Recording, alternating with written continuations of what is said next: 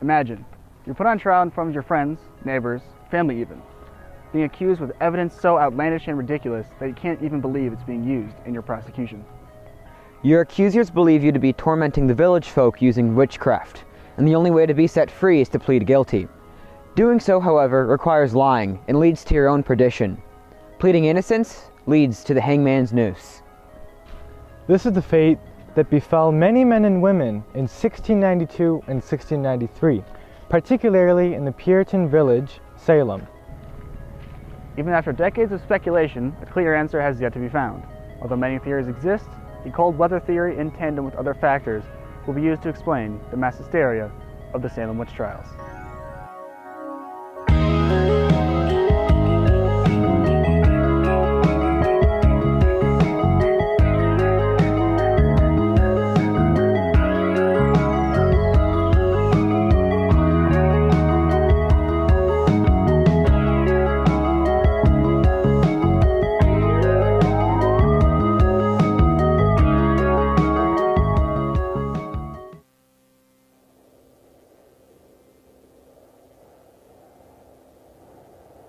The winter, a season of Christmas cheer and snowy days, is also characterized by a season of crop failure and hibernation. To most, this season lasts 3 months, but to the Puritan village Salem, it seemed to last for a millennium. From the time of 1300 to 1850, the Earth went through what climatologists call the Little Ice Age, a period in which the Earth suffered from lower than average temperatures. From the time of 1680 to 1730, however, marks the coldest time in this ice age.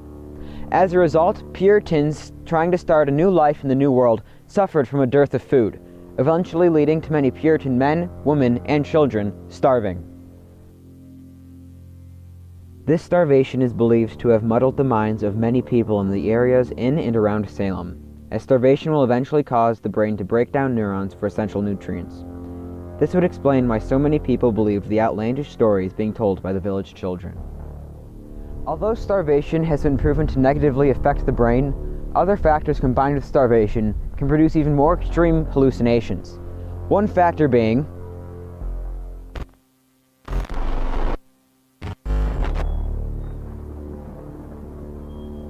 Ergot is a fungus. It has similar properties to LSD, and it grows on farm grains such as oats, rice, wheat, like the ones behind me, barley, and especially rye.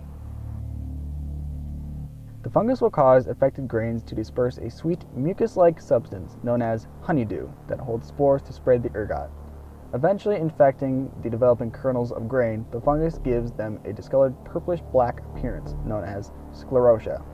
These affected kernels contain extremely potent alkaloids such as ergotamine and lysergic acid, the chemical that LSD is made from. Once the infected kernels were ingested, they would begin to affect the consumer's smooth muscle along their veins, arteries, and internal organs. Ergotism, or ergot poisoning, would affect the consumer's central nervous system, giving them intense vomiting, hallucinations, delusions, and muscle spasms. Coincidentally, all of these behaviors were described in the trials in Salem. Ergot also thrives in a rainy, damp, warm environment, an environment that was perfectly exemplified by the Puritan village of Salem in 1691. With rye being the primary grain Salem produced, they had plenty stored away for the long and cold winter months. This lends much more evidence to the cold weather theory, suggesting that stored grains infected by the ergot fungus would be consumed in the winter, triggering the behavior deemed to be bewitched by the people of Salem and neighboring areas. This is further supported by the summer of 1693, when dry conditions led to the sudden end of many witch behaviors in the area.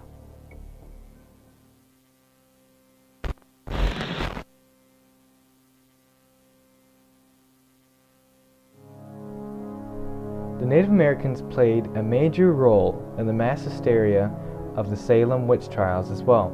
The Puritans and Native Americans didn't get along some of the time. They began great warfare with one another when one didn't agree with the other. This warfare created the belief of Native Americans keeping contact with the devil. Or also stated in the Puritan beliefs, the devil was better known as a black man. The Puritans had no concept of race. For example, the Africans and the natives Descriptions of this black man sounded a lot like what an Englishman would describe Indian clothing.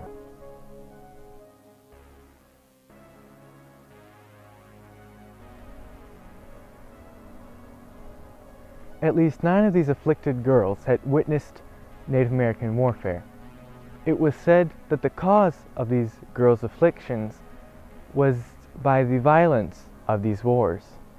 Now, most of these girls ranged from the age of 16 to at least 25. By this information, it can be presumed that irrational fear struck throughout the townspeople of Salem, causing the hysteria behind the trials.